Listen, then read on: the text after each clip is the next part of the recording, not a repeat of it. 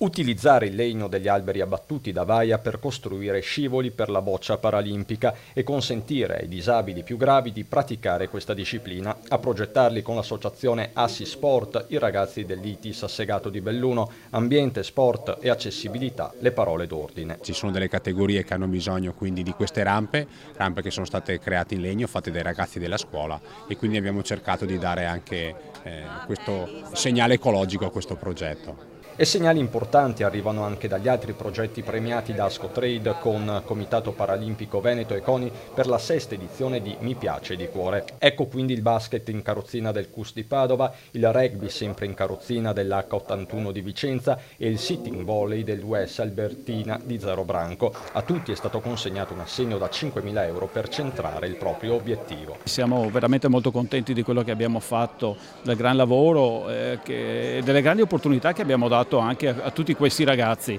Testimonia d'eccezione l'atleta Asia Pellizzari, campionessa mondiale di tiro con l'arco di Marino di Piave. Il suo obiettivo è Tokyo 2020. Tokyo sì, è il mio obiettivo più grande. Mi sto allenando e ce la metterò tutta per arrivare e speriamo che l'europeo del prossimo anno vada per il meglio, insomma.